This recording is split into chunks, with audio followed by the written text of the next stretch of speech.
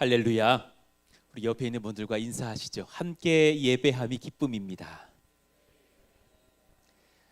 한 주간 또 추석 명절 오가시는 중에 또 안전을 지켜주신 주님을 찬송합니다. 또 은혜 가운데 귀한 가정 또 서로 식구들 만나고 부모님 뵙고 오는 여정 중에 하나님께서 또 위로하시고 힘 주신 줄로 믿고 또 찬송합니다. 우리 인도자께서 고백하셨던 것처럼 우리 인도자를 보면 우리 귀한 형제님, 남들은 다 기타를 매는데 혼자 우쿨렐레를 매시는 경향이 있어요. 이렇게 분명히 기타를 매셨는데 굉장히 작아 보이거든요. 그렇게 건장한 형제도 일본에 갔을 때 지진 날까봐 염려하는구나, 나만 겪는 두려움 아니구나라는 생각을 하면서 위로가 되었습니다. 그러면서 또 지키신 주님을 찬송하고, 오늘 한 끗 차이 중에 동일한 은혜를 지키십시오, 우리 귀한 찬송으로 귀한 제목으로 말씀을 받을 때 은혜가 넘치는 말씀의 시간, 예배의 시간 되기를 축복합니다. 우리 한번 제목을 읽어봐요. 시작. 한 끗 차이 중 동일한 은혜를 지키십시오.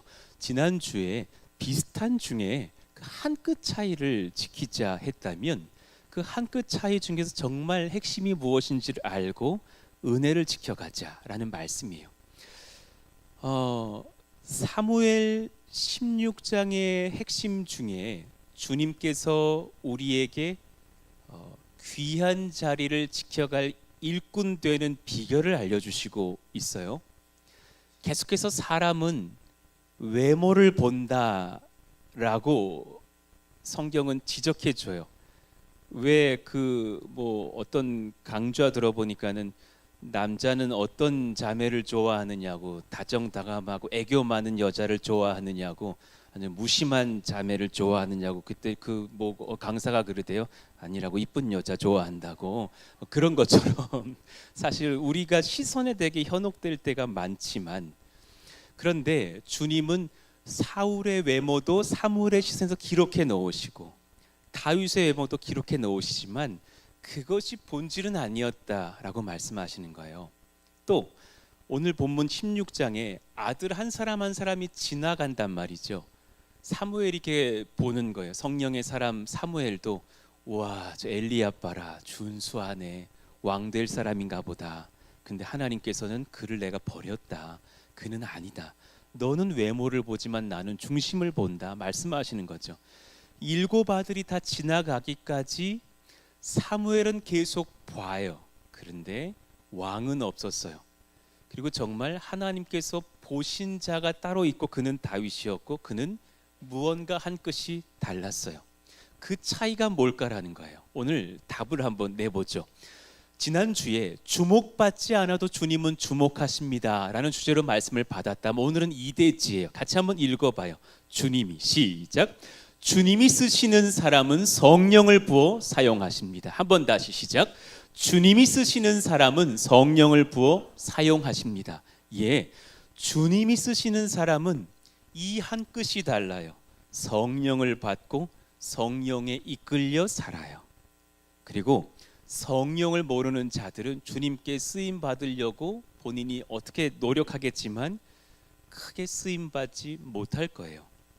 사울과 다윗 모두 하나님께서 이끄시고 주목하여 보셨던 사람이라고 성경은 소개하며 말씀이 시작됩니다. 지금 우리와 똑같이 적용할 수 있습니다. 우리도 여러분도, 여러분의 옆에 계신 여러분의 아내, 남편, 가족, 이웃 성도들도 하나님께서 이끄시고 주목하여 보셨기 때문에 우리가 여기까지 은혜를 입은 줄로 믿습니다. 우리가 탁월해서가 아니라라는 거예요. 제가 좀 괜찮아서가 아닌 거죠. 스스로 잘나서가 아니라 정말 이유를 성경은 알려주지 않고 하나님이 선택해서 사울은 왕 됐고 다윗도 그러했다라고 말씀하셔요. 사무엘상 9장에 보니까 사울을 세우신 분은 하나님이셨어요. 사울이 오기 전날에 여호와께서 사무엘에게 알려주셨어요. 16절에 보니까 내일 이맘때에 내가 베냐민 땅에서 한 사람을 네게로 보내리니, 왜 그가 보냄을 받았는데 이유는 적혀 있지 않아요. 하나님의 뜻밖에는 없어요. 우리가 왜 푸동에서 같이 만났는가? 우리가 잘나고 탁월해서가 아니라 하나님이 보내셨어요. 그 실로 막 그 크신 은혜에 감사하시기를 축복합니다. 예, 너는 그에게 기름을 부어라. 이스라엘 지도자로 내가 삼을 것이다. 그럼 우리가, 저는 목사로, 누군가는 성도로, 권사님으로, 누군가는 장로님으로, 일꾼으로, 예배팀으로, 워십 리더로 부르셨단 말이죠. 이유가 뭐냐면 나 때문이 아니에요. 내가 괜찮고 내가 합당하고 이런 게 아니에요. 그가 내 백성을 블레셋 사람들의 손에서 구원하리라. 주님이 주님 백성 구원하시는데 우리를 통해서 하나님이 역사하시려고 내 백성의 부르짖음이 내게 상달되었으므로 내가 그들을 돌보았느니라. 그럴 때 내가 사울을 쓰고 다윗을 쓴다. 여러분, 자기 연민에 사로잡히면 기독교인은 제일 약해져요. 이해환 목사가 밤마다 나는 사랑받는 목사인가? 우리 콰이어 팀은 날 정말 존중해 주나? 흰 옷만 입고 자기 거울만 보고 있는 거 아니야? 이런 생각을 제가 한다고 생각해 봅시다. 그 목사가 연약해지기 시작해요. 내 용도가 하나님 백성을 위해서 하나님께서 일하시는데 내가 곁들여 쓰임 받을 뿐이라는 것을 알면 힘이 나고 감사하고 겸손해진다는 거죠. 예, 다윗도 마찬가지였어요. 사무엘상 16장 1절에 보니까 하나님께서 사무엘에게 말씀하실 때 슬퍼하지 마라. 내가 다른 왕을 세울 것이 너는 뿔에 기름을 채워가지고 가라. 그리고 뭐라 하십니까? 파란색 문장 말씀. 내가 시작. 내가 너를 베들레헴 사람 이새에게로 보내리니 이는 내가 그의 아들 중에서 한 왕을 보았느니라 하시는지라. 주님이 보셨대요. 그리고 이후에 받을 말씀이지만 엘리압 같은 아들들이 지나갈 때 우리는 외모를 보지만 주님은 중심을 보신다 그러셨으니 이미 한 왕을 저 베들레헴 들판에서 양치는 한 아이의 심령을 왕될 만한 심령으로 내가 보았느니라 하시는 거죠. 우리 독자들, 우리 성도들, 우리 청중들은 궁금해해야죠. 그 아이의 심령이 어땠길래 내가 그 마음을 받으면 되겠구나, 그 마음을 구해야 되겠구나, 그 마음을 지켜야 되겠구나 기도하고 소망해야겠죠. 주님은 계속해서 16장에 무언가를 보고 있다 말씀하시고 사람은 외모를 보지만 난 다른 것을 본다 말씀하시는 거죠. 우리에게 뭘 적용하시는 거예요? 우리가 큐티한다면 너도 그걸 봐라, 너도 그걸 구해라.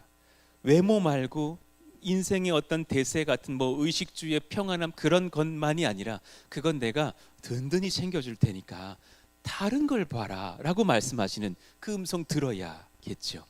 그것이 무엇일까 보자 말이죠. 주님이 부르시고 귀한 은혜로 쓰신 그 사람의 한 끗 차이는 뭘까? 그 사람이 어떻게 다른가? 그 사람이 어떻게 예수의 사람이 되는가? 그 근거가 무엇인가? 자, 이대지로 한번 나아가 보겠습니다.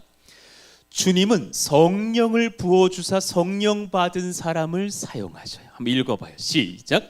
주님은 성령을 부어주사 성령 받은 사람을 사용하십니다. 절대적인 진리입니다. 셀 리더분들이요, 이 은혜를 구하셔야 됩니다. 찬양팀이요, 이 은혜를 구하십시다. 미디어 팀이요, 얼마나 애써요. 미디어 팀은 예배 때 긴장을 하게 되는 거예요. 본인이 은혜 받고 주여 막 손 들고 있다가 안 넘기면 큰일 나는 거라. 얼마나 그럴까. 얼마나 마음이 조마조마하고 갑자기 또 저는 또 넘어갈 때가 있거든요. 막 한 장을 건너뛰면 이 양반이 또 어디를 설교하는 거야. 그거 찾으셔야 될 거 아니에요. 얼마나 애쓰실까. 그런 중에 은혜를 지키려면 성령 구해야 되는 거죠. 성령이 물으시는 거예요. 성령 받았느냐? 그럼 답해 보십시오. 이때 어떤 분들은 신유의 은사를 자꾸 생각하는 거예요. 그때 그날 나 그 경험이 있어. 그때 엄청 온몸이 찌릿찌릿했지. 그 있잖아 그 찌릿찌릿한 거 그거 뭐야 그거 그 경험. 그런 어떤 추상적인 어떤 신유 은사를 지금 얘기하는 것이 아니에요. 성령을 받은 사람의 첫 번째 특징, 예수님을 유일하신 나의 구주로 전적으로 인정하고 시인합니다. 할렐루야. 여러분 고백합시다. 예수님은 나의 구주십니다. 믿으시면 아멘. 지금 이분들의 특징이 뭐냐면 성령이 임하셔서 아멘하게 하시는 거예요. 내 능력으로 내 센스로 아멘하는 게 아니에요. 성령님이 믿음의 은사와 은혜를 더하사 예수를 주로 시인하게 하셨습니다. 할렐루야. 그 은혜의 성령을 받은 예수 믿는 사람들의 특징이 뭐냐면 하나가 또 다른데요. 자꾸 내 능력을 의지하지 않게 돼요. 이걸 구하시고 받으셔야 돼요. 그리고 성령의 은혜를 구하게 돼요. 고백합시다. 내 능력을 의지하지 않겠습니다. 성령의 은혜를 구하겠습니다. 정말 귀한 것. 여러분, 교회는 언제 부흥하느냐? 온 성도가 성령의 은혜를 구할 때입니다. 언제 목사가 똘똘하게 목회 잘하느냐? 성령의 은혜를 구하고 나는 참 내 능력은 몹쓸 자라고 나는 죄인이라고 고백할 때 성령의 은혜를 구할 때입니다. 예, 존경하던 제가 우리 천국 가셨지만 우리 정필도 목사님, 그분의 은혜 목회를 기억합니다. 은혜 있어야 된다고, 은혜 있어야 된다고. 사역자 면접할 때 꼭 그러셨다죠. 당신의 사역의 힘이 무엇이냐고, 당신의 사역의 원동력이 무엇이냐고. 저는 설교를 잘합니다. 이런 사람 안 뽑으셨다죠. 은혜밖에 없습니다. 은혜 아니면 저는 시체와도 같습니다. 그런 사람들을 뽑으셨다죠. 여러분, 은혜가 필요합니다. 옆에 있는 분들에게 축복해 주세요. 당신에게는 은혜가 필요합니다. 시작. 정말 은혜가 필요합니다. 예, 우리 싱어분들, 인도자분들이요, 한 주간 은혜를 구하고 올라와 보십시오. 정말이에요. 어떤 팀은 올라오면 성도들이 우는 팀들이 있어요. 앞에서 양파를 깐 게 아닌데 막 울어. 하나님의 임재를 느끼는 어떤 그 인도자를 전 기억해요. 예전에 안산동산교회에 있을 때 어느 인도자, 어느 목사님 참 그냥 그 기타 한 대 쓱 메고 올라오시는데 우리 같이 한번 회개함으로 예배를 시작할까요? 근데 청년들이 막 엄청 우는 거야. 왜 우는지 모르겠어. 문장 한 문장 말했거든요. 우리 같이 성령의 임재 앞에서 우리 회개하면서 예배를 시작합시다. 그리고 잠깐 한 3분 정도 기타 치시면서 회개를 구하는데 눈물바다가 되는 인도자가 있어요. 그분은 은혜를 구하고 올라온 게 분명하죠. 하나님이 그와 함께 하시죠. 우리 팀도 지금 은혜로 충만하지만 그 은혜의 비법이요, 사무엘상 10장 6절에서 10절, 사울에게 그 은혜를 주시려고 성령을 부으시는 거예요. 내게는 여호와의 영이 크게 임하리니 너도 그들과 함께 예언을 하고 변하여 새 사람이 되리라. 사울이 왜 성령을 받았나요? 사울은 어떠했기 때문이죠? 성경은 전혀 이유를 말하고 있지 않아요. 하나님의 은혜예요. 하나님의 선물이에요. 하나님의 사랑입니다. 오늘 이 시간 성령이 여러분에게 임하는 줄로 믿습니다. 크게 임하리니 받으시고 여러분 새 사람 되시기를 축복합니다. 예, 성령을 부어주시는 이유가 무엇입니까? 예, 우리에게 주님의 일을 감당할 새 마음을 받은 새 사람 되어야 하기 때문입니다. 헌 사람 헌 마음으로는 이걸 못 감당하십니다. 여러분 같이 한번 우리 이 문장 읽어봐요. 시작. 성령을 부어주시는 이유는 우리에게 주님의 일을 감당할 새 마음, 주님의 마음을 아는 마음 받은 새 사람이 되어야 하기 때문입니다. 예, 아멘입니다. 새 사람, 새 영을 받잖아요. 주님 마음을 알게 돼요. 정말 귀한 고백이죠. 주님 마음 내게 주셔서 우리 그 찬양 부르잖아요. 주님 마음을 알면 울 때 울 수 있고 구할 때 구할 수 있고 웃을 때 찬송할 수 있는 거죠. 주의 마음이 내 마음이니까. 그래서 정말 사울이 성령을 받는 거죠. 10절 말씀 보니까 6장 10절, 그들이 산에 이를 때에 선지자의 무리가 그를 영접하고 하나님의 영이 사울에게 크게 임함으로 아무것도 몰랐던 그 사울이 그들 중에서 예언을 하였다고. 성령의 은사가 임하니 그도 선지자처럼 주의 말씀을 막 증거하고 예언합니다. 사울은 그의 왕정 초기에 성령을 따라 행했습니다. 나라의 위기가 찾아왔을 때 그가 분연히 일어나 영적 전쟁을 선포하고 백성들을 모으거든요. 11장 6절 이후를 봅시다. 사울이 이 말을 들을 때에 하나님의 영에게 크게 감동되매 다윗이 골리앗에게 나아갈 때와 유사합니다. 그의 노가 크게 일어나. 때로 여러분, 기독교인은 성령께 붙들리면 싸울 때 두려워하지 않는다니까요. 하나님 말씀을 할 때는 선포한다니까요. 이단들이 나를 둘러쌌을 때 그때 무서워 이런 게 아니라 예수 이름으로 명하노니 악한 영들아 떠나라 선포할 수 있는 선포도 나온다니까요. 하나님의 영에게 감동되기 때문이죠. 그때에 붙드시죠. 한 결의의 소를 잡아 각을 뜨고 전령들의 손으로 그것을 이스라엘 모든 지역에 두루 보내어 이르되 누구든지 나와서 사울과 사무엘을 따르지 아니하면 그의 소들도 이와 같으리라. 그때는 사람을 존중합니다. 막 사람 죽이지 않습니다.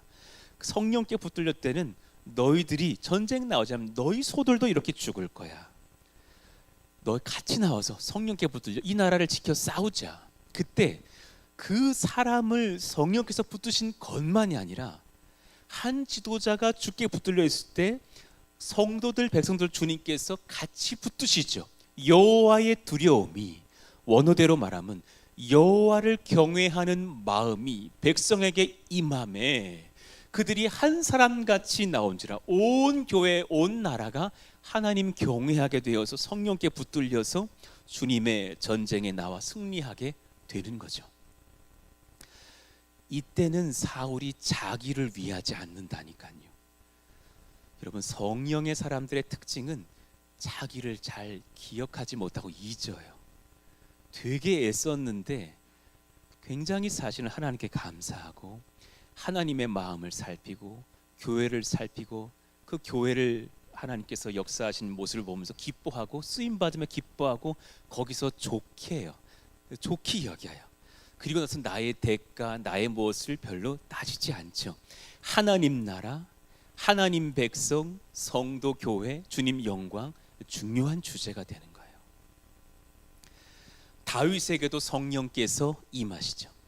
16장 13절에 보니까 사무엘이 기름 뿔병을 가져다가 그의 형제 중에서 그에게 부었더니 왜 다윗이 성령 받았는가 이유 전혀 말하지 않으셨어요. 다윗이잖니, 걔 좀 다르잖아, 너희들이랑은 틀려, 이런 말씀하시지 않았다니까요. 자격이 없는데 이날 이후로 하나님의 크신 사랑과 은혜로 다윗이 여호와의 영에 크게 감동되니라. 사무엘은 떠나서 라마로 갔지만 다윗은 홀로 있지 않고 있다고 말씀하시는 거예요. 그가 예배드리고 성도들과 함께 교제하다가 헤어져서 월요일에 삶을 시작했지만 성령께 붙들려 사니 그가 홀로 있지 않았다고 말씀하시는 푸동성도 되시기를 축복합니다. 그 은혜, 그 지혜, 그 능력, 성령께 붙들렸느냐. 성령이 임한 사람의 특징이 뭔 줄 아셔요? 주변 사람들이 분별해요. 여러분 지금 5초 드릴게요. 아무 말씀하지 마시고 옆에 멀리 가까이 계신 분들 싹 한번 스캔해봐요. 이렇게 한번 봐봐요. 이렇게 봐봐요. 아이고 저분 오늘 나오셨네, 오늘 귀하시네, 봐봐요. 자 이제 잠깐 묵상해봐요. 누가 지금 성령에 충만한 사람입니까? 분별하시는 분들 몇 분들은 다 그러시겠지만 저분은 정말 성령의 사람이야, 분별이 되는 분들이 있을 거예요. 저는 소망해요. 우리 모두가 주님 앞에서 많은 사람들에게 성령에 충만한 사람으로 칭찬 듣기를 예수 이름으로 축복합니다. 예, 분별해요. 사무엘상 10장 10절 11절을 보니까 주변 사람들이 사울이 달라진 걸 보는 거죠. 하나님의 영이 사울에게 크게 임함으로 그들 중에서 예언을 하니 11절에 뭐라 합니까? 모든 사울을 알던 주변 모든 사람들이 와, 사울이 예언을 하네. 사울이 선지자들과 함께 예언을 보고 서로 이르되 기스의 아들에게 무슨 일이 일어났느냐. 달라졌어요. 우리 사울이 변했어요. 사울도 선지자들 중에 있느냐 하고 그를 특별하게 보기 시작하죠. 성령께서 임하셨기 때문이죠. 다윗도 달라요. 사무엘상 16장 17절에 사울이 막 악령에 시달릴 때 누가 나를 위해서 이런 것을 치료해 줄고 했더니 사람들이 대뜸 다윗이라는 소년을 이야기해요. 예루살렘에 있던 형제가 아니라니까요. 저 멀리 베들레헴에 있는데도 알려져 있는 거예요. 그가 당신에게 오셔서 수금을 타면 성령의 사람이기 때문에 악령이 떠날 것입니다. 사람들이 알고 말해줘요. 자, 18절을 보십시다. 사람들의 증언이에요. 내가 베들레헴 사람 이새의 아들을 본즉 수금을 탈 줄 알고 용기와 무용과 구변이 있는 준수한 자라. 여기까지만 말하면 개인적으로 탁월한 것 같은데 한 가지 달라서 그가 용기가 남다르고 그의 무용과 구변이 준수한 것을 제가 압니다. 그의 수금 연주에 하나님의 임재가 있는 걸 제가 압니다. 왜냐하면 여호와께서 그와 함께 계시더이다 하더라. 하나님의 사람을 사람들이 알고 끄덕끄덕해요. 여러분, 그런 사람을 소망하셔야 되는 거예요. 나 어때? 내가 요즘 좀 잘 나가? 이런 인생 말고요. 사람들이 대뜸 알아요. 저분은 하나님의 사람이야. 저분은 참 달라. 저분은 성령님이 함께해. 자, 한 가지만 더 깊이 들어가 볼까요? 사울이 변했던 삶에 대한 사람들의 증언과 다윗의 성령의 역사하시는 삶에 대한 증언의 차이가 뭡니까? 사울은 일시적인 은사에 대한 얘기를 해요. 은사는 그런 약점이 있어요. 여러분이 신유의 은사를 받고 어떤 일을 할 수 있어요. 그러나 그것만 믿고 살다가 인격적인 성장이 없다면 참 안타까워질 수도 있는 걸 봐요. 오히려 사울과 다윗의 큰 차이, 다윗은 사람들의 증언은 그의 삶의 열매를 얘기하고 있어요. 꾸준히 다윗은 그러하고 있어요. 하나님께서 그와 함께 하시는 것을 사람들이 보고 알고 인격적으로 다르다는 것을 얘기해요. 삶이 구별됐다는 것을 얘기해요. 그가 성령으로 충만하기 때문에 신학적으로 막 특별한 목사님들은 아니지만 그 사람들이 이 성령의 사람이 와서 찬송을 하면 악령은 떠나갈 수밖에 없다는 것을 그들이 알고 얘기해 주고 있는 거죠. 삶이 달라요. 성령의 열매가 삶에 있어. 그걸 구하셔야 돼요. 사무엘상 18장 15절에 14, 15절의 말씀만 봅시다. 다윗이 그의 모든 일을 지혜롭게 행하니라. 왜냐하면 여호와께서 그와 함께 계시니라. 그러했기 때문에. 그러니 오히려 이제 성령을 잃어버리게 되는 사울이 15절에 어떻게 기록합니까? 사울은 다윗이 크게 지혜롭게 행함을 보고 그를 두려워했다 그래요. 우리 이런 실수를 범하면 안 되겠어요. 그가 다윗이 크게 지혜롭게 행했던 이유가 뭡니까? 성령이 임하셨기 때문에. 할렐루야. 그럼 그걸 구하고 그걸 지켜가야죠. 그런데 오히려 그때부터 사울은 다윗을 두려워하고 질투하고 자기를 어떻게 지키려고 몸부림치기 시작하는 거죠. 사울과 다윗이 성령 받은 것은 동일했는데요. 한 끗 차이가 뭐였을까요? 여러분, 오늘 설교의 코어예요. 핵심이에요. 자, 지금 조시다가도 이건 들으셔야 돼요. 아무도 안 졸지만 사울과 다윗의 같이 성령 받은 두 사람의 한 끗 차이가 뭐냐? 3대지 한번 같이 읽어봐요. 주님은 시작. 주님은 회개와 분별의 마음으로 성령을 간직하며 사모하는 자를 사용하십니다. 할렐루야.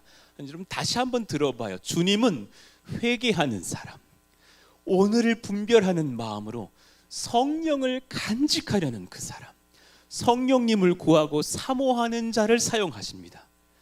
제일 어리석은 사람이요, 고등학생들처럼 신앙생활하는 경우에, 제가 고등학생 나름 전문가 아니에요. 저 나름 오래 섬겨가지고 애들을 아는데 얘들이 뭐라 그러냐면요, 수련회는 목사님 마약 같아요 그랬어요.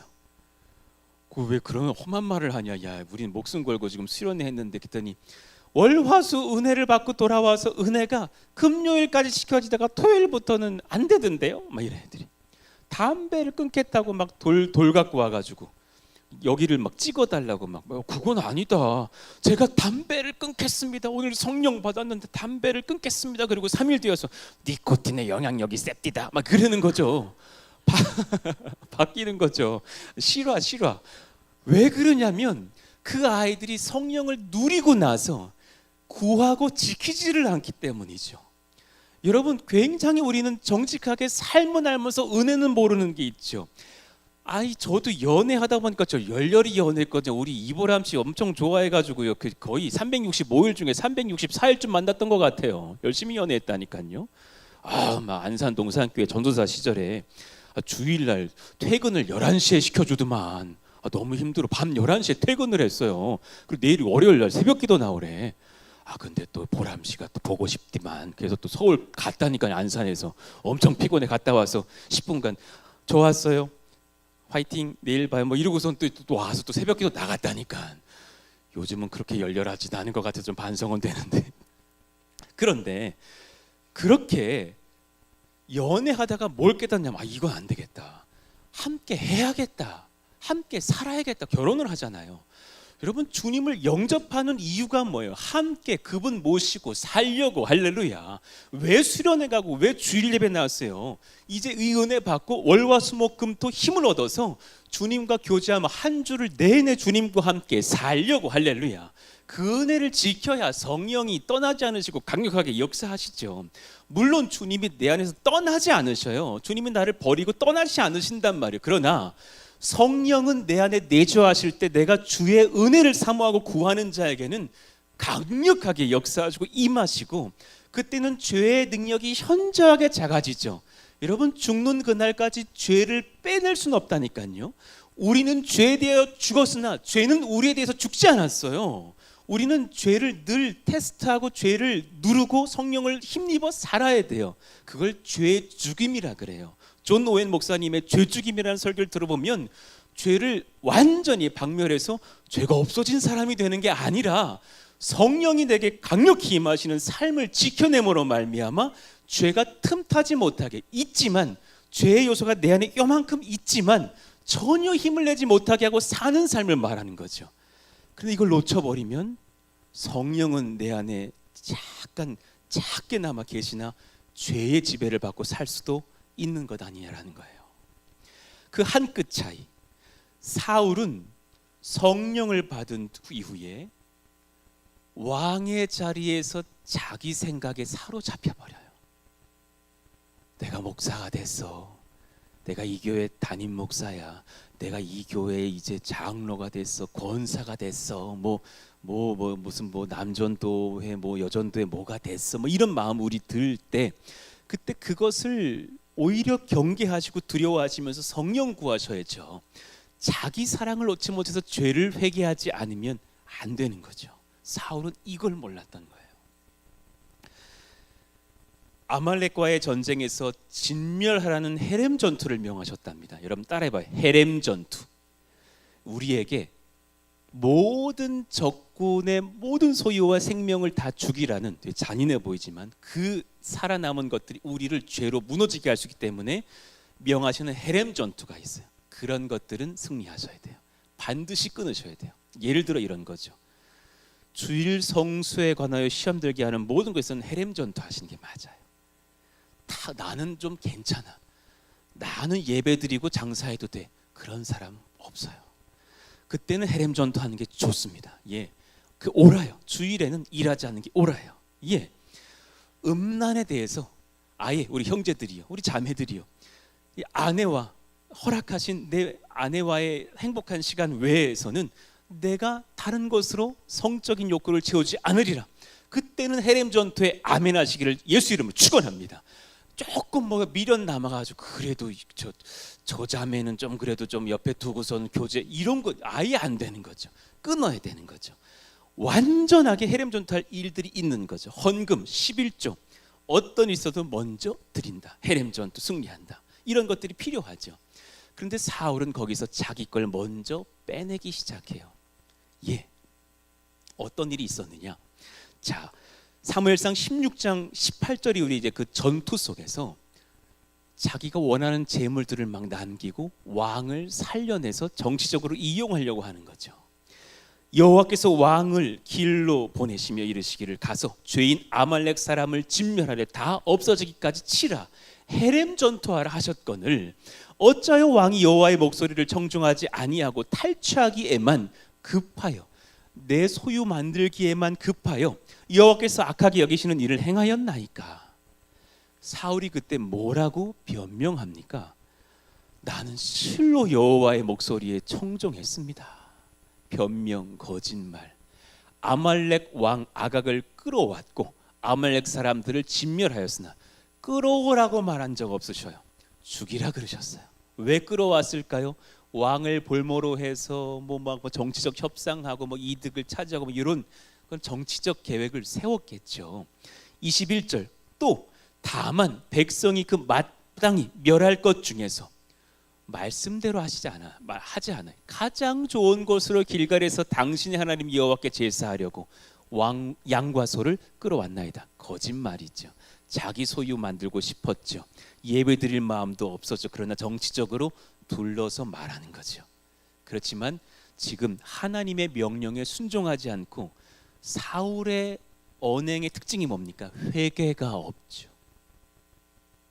우리의 모습은 아닌지 돌아보셔야 돼요. 정직한 주의 사람은 회개할 때 딱 엎드려져서 주의 성령 앞에서 회개하고 하나님의 영을 지키고 구하죠. 하나님은 그를 꾸짖고 버리셔요. 사무엘상 15장 22절에 그 위대한 말씀, 사무엘이 이르되 여호와께서 번제와 다른 제사를 그의 목소리를 청종하는 것을 좋아하심같이 좋아하시겠나이까? 여러분 이 말씀 우리 같이 받아봐요. 순종이 시작. 순종이 제사보다 낫고 듣는 것이 순양의 기름보다 나으니. 정말 성령의 사람의 특징 두 가지. 듣고 순종하기 위해 사는 거예요. 듣고 순종하려고 살지 말하고 내 주장 펴려고 살지 않아요. 정말 놀라운 그런 은혜의 비법이죠. 제가 왜 연초에 이런 설교했던 것 기억나시는 분들이 있을 거예요. 올해 한번 작정해 보시고 내 것 구하지 말아 보시라고, 하나님의 것을 듣겠다고 해보시고 하나님의 은혜를 받고 순종하겠다고 한번 결단해 보시는 그런 주님과의 교제를 간구해 보시라고. 그분들 집안이 제일 형통해 있을 거예요. 정말 하나님의 것 먼저 구하는 자에게 주님께서 안 챙겨주시겠느냐고요. 귀한 것 먼저 주시고 하나님의 사람으로 쓰시겠죠. 가장 귀한 하나님의 백성의 특징, 순종과 듣는 것을 기뻐하죠.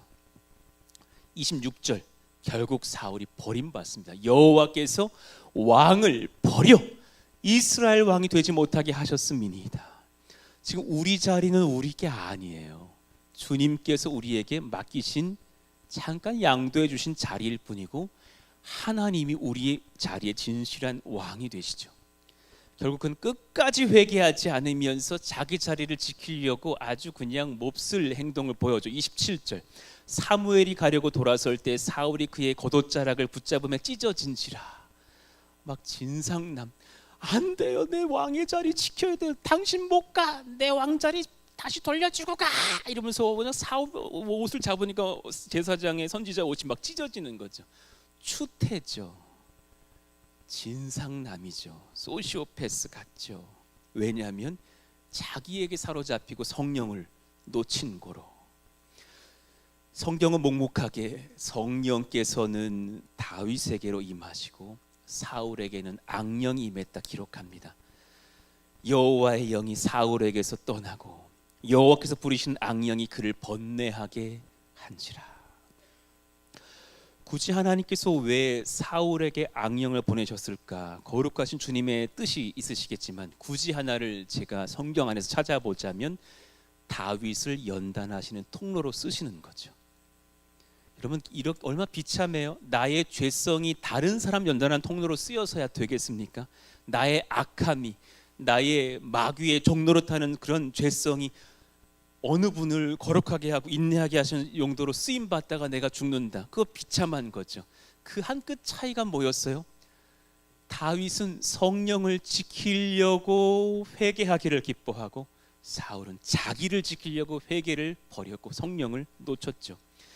다윗은 왕정의 절정기에 범죄를 합니다. 여러분 우리 인생이 이러지 않기를 바라요. 우리 인생이 잘 나갈 때, 참 평안할 때 그때 정말 조심하셔야 되는 거예요. 요즘 참 좋다, 진짜 하나님 은혜다, 그때 더 가난하여진 심령의 마음은 지켜내시기를 축복합니다. 다윗은 그때 나라 백성들을 다 전장에 보내고 본인은 옥상에서 쉬고 있었답니다. 이렇게 쉬고 있는데 저 옆에 어느 여자가 막 예쁜 미인이 목욕하고 있는 걸 모습을 본 거예요. 그거를 왜 보며 난 또 그 밧세바에게도 묻고 싶어. 왜 거기서 목욕을 하느냐고. 왜 그랴? 왜 이렇게 자꾸 그랴? 그리고 그걸 또 보면서 다윗은 거기서 끝내서 어이구 내가 못 볼 걸 봤자. 되게 이쁘긴 하지만 내 시험 들겠다. 내가 다른 데로 가야지. 그랬어야죠. 또 계속 봤겠지. 그리고 또 왕실까지 불러서 잠자리하고 임신이 되고, 그리고 나서 임신됐다는 소식을 들으니까 우리아를 전장에서 가장 적진으로 보내 죽이죠. 간음죄, 살인죄를 범하는 다윗. 그때 선지자가 꾸짖을 때 그는 고백하고 회개하고 내가 죄인이라고 인정을 하고 엎드려집니다. 그 심령의 고백, 정직한 자기 인정의 회개가 그를 살리는 거죠. 왜 그가 회개를 했을까요? 시편 51편 이후의 9절 말씀을 보면 그 마음을 살펴볼 수 있어요. 주의 얼굴을 내 죄에서 돌이키시고 내 모든 죄악을 지워주소서. 제가 밧세바를 범하고 세상에 그 건실한 믿음의 사람 우리아를 죽였나이다. 나를 용서하여 주십시오. 10절 말씀 같이 읽어봐요. 시작. 하나님이여 내 속에 정한 마음을 창조하시고 내 안에 정직한 영을 새롭게 하소서. 왜 그는 그 마음을 구했을까요? 정직한 영을 안 받았었느냐고요. 그런데 또 무뎌지고 나니까 기도 놓치고 말씀 놓치고 그냥 내 자랑으로 살다 보니까 놓칠 수 있다는 걸 다윗이 깨닫는 거죠. 그리고 다시금 새 마음 정직한 영을 구하는 이유가 뭡니까? 그는 한 가지 인생 진리 비법을 알아서 11절 같이 한번 읽어봐요. 시작. 나를 주 앞에서 쫓아내지 마시며 주의 성령을 내게서 거두지 마소서. 할렐루야. 여러분, 이 은혜 놓치심을 여러분 시체와도 같은 거예요. nothing이 아무것도 아니에요. 오히려 죄짓고 돌아다닐 거예요. 주의 성령을 내게서 거두지 마소서. 저는 여러분 축복하며 중보합니다. 주의 성령을 우리 푸동 모든 권속들에게서 거두지 마옵소서. 하나님, 우리 교회가 주님께 붙들리기 원하는 우리 교회가 성령께 붙들리길 원하는 우리 교회에게서 성령을 거두지 마옵소서. 정말 귀한 거죠. 저도 연약한 사람인지라 사람의 연약함을 제 스스로 제 연약함을 볼 때가 있죠. 그리고 이 귀한 교회의 큰 일들을 감당하려 할 때 저도 두려울 때가 있는 거예요. 그럴 때마다 저는 한 가지를 알아요. 그걸로 버티고 감사하고 기도해요.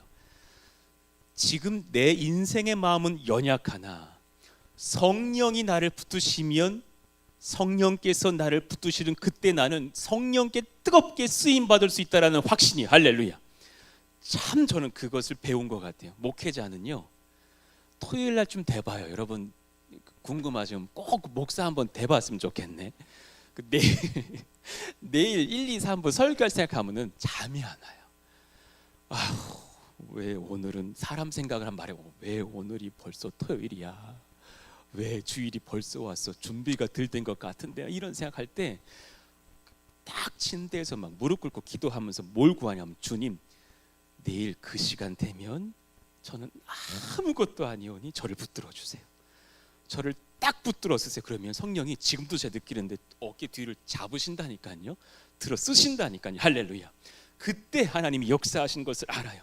성령의 사람은 그 은혜를 믿고 신뢰하기 때문에 지금을 견디고 그 은혜를 구하고 사랑으로 감사로 참고 승리할 수 있다는 것을 아시기를 축복합니다. 성령의 사람은 그 은혜가 있어요. 말씀을 정리하면서 제가 주님께 여쭤봤었어요. 주님, 좀 사울도 성령 받았고 다윗도 성령 받았는데 우리 성도들이 염려하겠습니다. 나 사울처럼 버림받는 거 아니냐고. 다 다윗 되고 싶지 누가 사울처럼 끝내고 싶겠느냐고요. 차이가 뭡니까? 알려주십시오. 나 그 설교는 하고 끝나겠습니다. 제가 지혜가 없으니 알려주십시오. 며칠 구했더니 주님 주시는 마음이 뭐냐면, 그래서 다윗은 고난을 줬지 않느냐. 그는 그래서 고난 당하면서 성령을 지키지 않으면 나는 쓸모없는 자곤을 알고 주를 찾지 않았느냐. 고난의 답이 있다 말씀하시더라고요. 여러분, 사울과 다윗을 비교하면 하나가 달라요. 사울은 잘 컸다가 유력한 집 아들로 잘 컸다가 왕 됐어요. 끝났어요. 고난이 없어요. 근데 다윗은 뭐 이게 인정받으려도 형님이 7분이 계셔. 뭐 명함을 내밀래도 내밀 수 없어. 그런 소외감 속에서 크면서 그 양뜰 치면서 거기서 찬송 부르고 수금 타고 사자와 싸우고 막 그러다가 왕 되겠다고 기름 부음 받은 그때가 10대인데, 그리고 30살에 유다왕 되니까 10여 년을 보내거든요. 그 기간 속에서 사울이 나를 그냥 죽이려고 얼마나 괴롭힙니까? 여러분, 우리나라 대통령이 군사를 풀어서 여러분 잡으려고 그런다면 얼마나 무섭겠어요? 그런 삶을 살면서 10수년을 보내고 나니까 주님 없으면 살 수 없다는 고난이 있는 거죠. 위로가 되더라고요. 주님, 제게 그간의 어떤 일로 인해서, 예를 들어서 어떤 그런 뭐 건축이든 뭐든 간에 그 고난 왜 주셨습니까? 그때 당시에 예를 들어서 우리 조한유 장로님, 뭐 김영택 집사님 이런 분들 뭐 안 도와주셨으면 저 정신과 약 먹고 있을 것 같아요. 힘든 시간이 있었답니다. 그래서 우리 성도들이 다 알고 있죠. 건축은 쉽지 않다. 우리가 다 알고 있어서 다들 여기 열리면 보이는 건물 놓고 기도하신다면서요. 짓지 말고 주시길 원합니다. 뭐 이러신다면서요. 그 소문을 들었네. 근데 그 시간이 저에게 주님밖에 없다라는 절규를 외치게 됐던 기간인 것을 알게 되니까 너무 감사한 거죠. 저는 우리 교회 중보기도팀에 사실은 사람의 생각으로는 기도 제목이 안 올라와 왔으면 좋겠다는 생각이 들 때가 있어요. 기도 제목마다 너무 굵직굵직하니까 얼마나 아프실까, 얼마나 고생일까. 세상에 어느 젊은 우리 피택 권사님이 무릎에 물이 찼다는 거예요. 얼마나 심각해. 전화를 드려봤더니 보통 물이 차면 100cc쯤 빼면은 많이 나온 건데 이분 한쪽 무릎에서 450cc가 나왔대요. 한 PT 1리터 PT 절반이 나온 거예요. 얼마나 물이 많았으면 그랬을까? 어떻게 사셨을까? 얼마나 힘들까?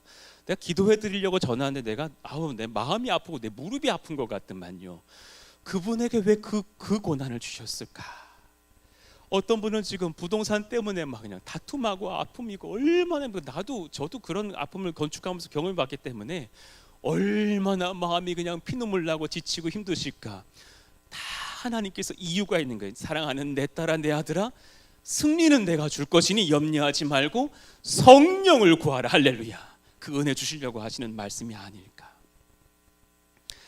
최근에 여러분들을 보면서 이런 소식을 듣는 것, 제가 어느 성도의 아픔의 이야기를 고백하면 비슷한 분들이 같이 아픈 거죠. 그때가 떠오르는 거죠. 우린 다 고난의 흔적이 있는 거죠. 최근에 어떤 분의 가정이 이런저런 눈물의 시간, 유선의 시간을 겪었다고 제가 설교를 했던 적이 한 번 있었어요. 그랬더니 어떤 셀 리더께서 저에게 이렇게 말씀해 주시는 게, 어떤 우리 셀원이 그 말씀을 듣다가 너무 마음이 아파서 뛰쳐나갈 뻔했다는 거예요. 자기도 그런 경험이 많은 거라. 그때 그 막 눈물의 시간들이 떠올라가지고 너무 옛날에 그 아픔이 생각나서 가슴 아파서 막 예배 시간에 눈물이 막 벅차올라서 막 사람의 마음으로는 막 뛰쳐나가서 펑펑 울고 싶었다라는 고백인 거예요. 그 고난들 이유를 알 수 없죠. 왜 주셨을까? 저는 오늘 한 가지 답을 찾습니다. 성령 밖에는 소망 없다는 걸 깨닫게 하시려고. 그것 아니면, 그런 고난 없으면 사울 되어 버릴까 봐. 시편 119편 71편 우리 같이 한번 읽어봐요. 여러분, 성령이 주시는 말씀입니다. 시작. 고난 당한 것이 내게 유익이라. 이로 말미암아 내가 주의 율례들을 배우게 되었나이다. 이 고백이 우리에게 있기를 축복합니다. 베드로전서 4장 12절 이후에 사랑하는 자들아, 들어봐요. 너희를 연단하려고 오는 불시험을 이상한 일 당하는 것 같이 이상히 여기지 말고. 왜 내게 시험이 왔는지 우리는 알 수 없다니까요. 13절. 오히려 너희가 그리스도의 고난에 참여하는 것으로 즐거워하라. 이는 그의 영광을 나타내실 때 너희로 즐거워하고 기뻐하게 하려 함이라. 할렐루야. 왜 고난 주시는가? 답이 14절에 있어요. 읽어봐요. 시작. 너희가 그리스도 이름으로 치욕을 당하면 복 있는 자로다.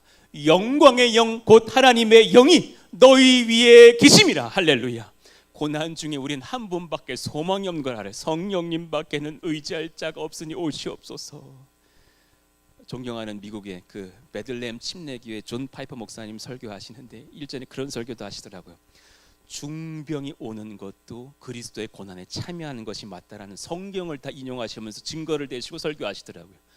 내가 지금 왜 중병이 왔어? 마귀는 네 죄 때문이야. 아니에요. 위로 얻으셔요. 하나님께서 그때 잠시 연단하시면서 성령의 은혜가 얼마나 큰지를 누리게 하시려고. 할렐루야. 존 파이 목사님 설교 이어가시면서 사별을 언급하신 경우도 제가 봤었어요. 우리 가족들 중에 일찍 사랑하는 분을 주님께 올려보낸 분들이 있어요. 결혼하자마자 막 신혼인데 젊을 때인데 남편이 주님 나라로 부름받았어. 너무 슬퍼. 내 아내가 떠났어. 또 교구 사역할 때 우와, 아이 셋 기르던 어머니가 어머니가 주님 나라 갔어. 아버지랑 세 자녀만 남아서 눈물바다죠. 그럴 때 있죠. 이유가 한 가지죠. 하나님의 사랑 가운데서 성령의 충만함을 누리게 하시려고. 여러분 위로 얻으시기를 예수 이름으로 축원합니다. 하나님께서 여러분들을 사랑하셔서 한두 번 성령 경험으로 만족지 않게 하십니다. 제자반의 의미는 그런 거죠. 제일 어리석은 분들이 이런 거죠. 나 제자반 1기 수료했어. 그리고 모든 걸 끝내는 분들 어리석은 거죠. 2기 나 수양회까지 갔다 와서 그리고 다시 과거로 돌아가시는 분들, 그러려고 제자반 한 게 아니죠. 오늘부터 제자반 시작하는 이유가 뭐예요? 성령 지키는 삶을 훈련하는 거죠. 성령을 구하는 삶을 훈련하는 거죠. 나를 부인하는 법을 배우는 거죠. 말씀의 은혜를 배우는 거죠. 성령 놓치면 평강 없습니다. 따라합시다. 성령을 놓치면 평강도 없습니다. 아래 문장도 읽어봐요. 시작. 어떤 위기의 상황이라도 성령님 계시면 평안합니다. 할렐루야. 우리 한번 자리에서 일어나 봅시다.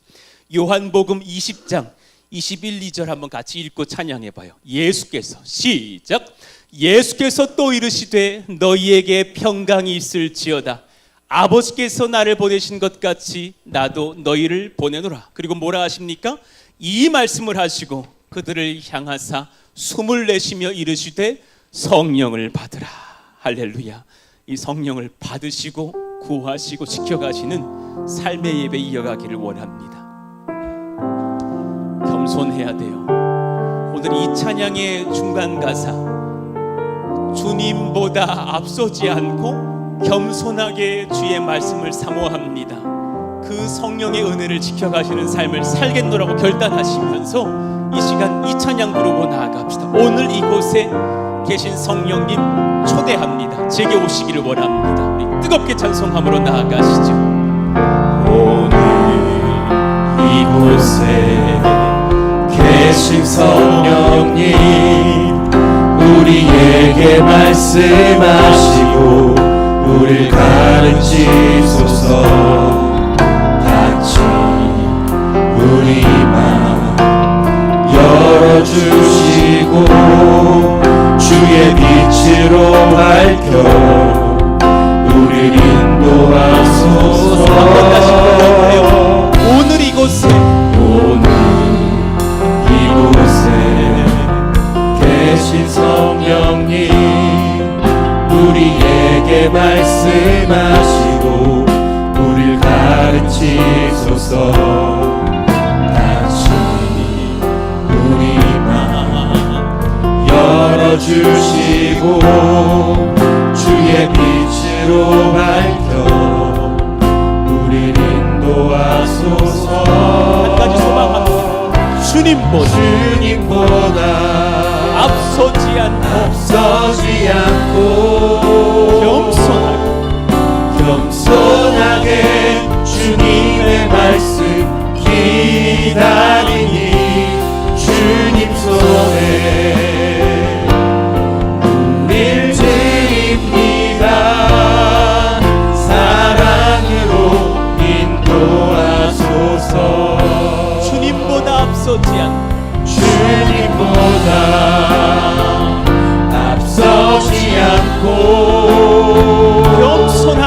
겸손하게 주님의 말씀 기다리니 주님 손에 우릴 드립니다.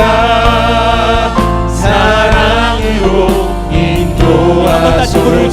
주님보다 앞서지 않고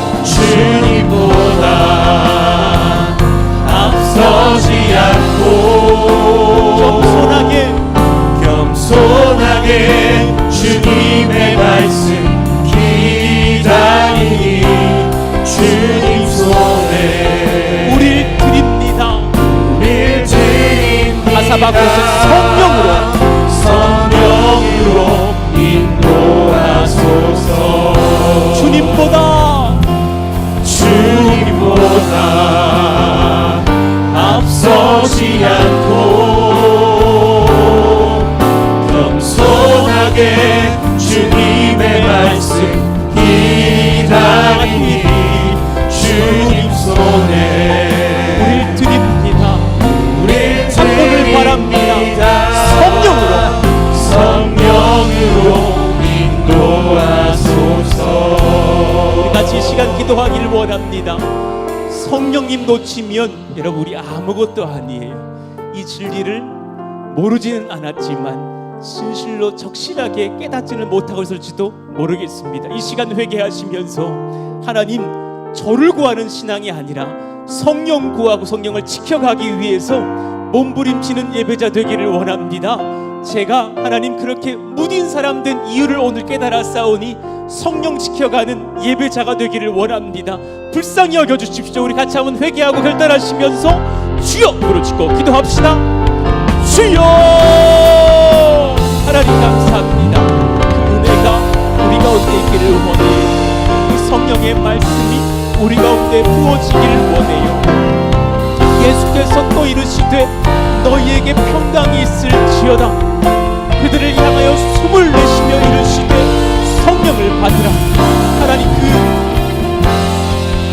회개해야 될 때에, 죄가 나를 덮었을 그때에 정직하게 회개하며 하나님 앞에 엎드리며 주를 구하는 심령 되기를 원하오니 우리와 동행하여 주시옵소서.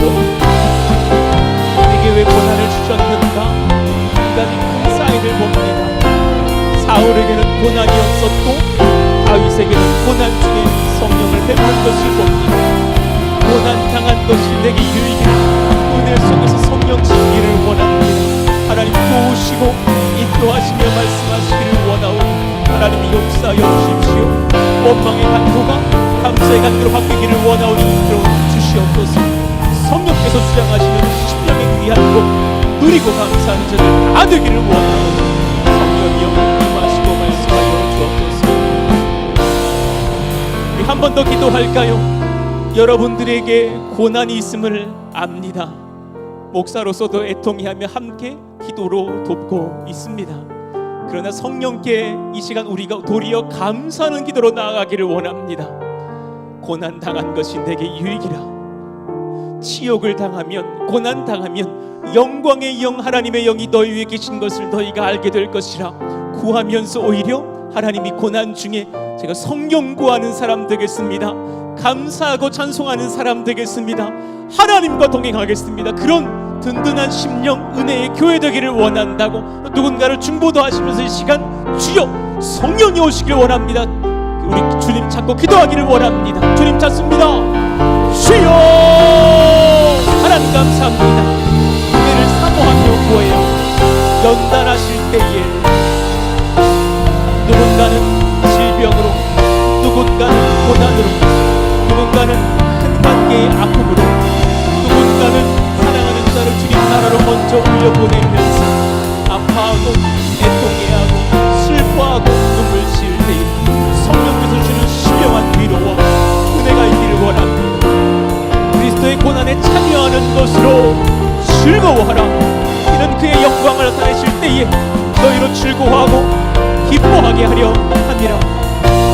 그리스도 이름으로 치욕을 당하면 복이 있는 자로다. 영광의 영, 곧 하나님의 영이 너희 위에 계심이라. 은혜를 누리면서 감사하고 도리어 기뻐하며 한 가지를 소망합니다. 성령이여 오시옵소서. 성령이여 오시옵소서. 성령을 구하오니 우리와 함께하여 주시옵소서. 은혜를 지켜가는 믿음의 백성 다 되기를 원합니다. 역사하여 주시옵소서.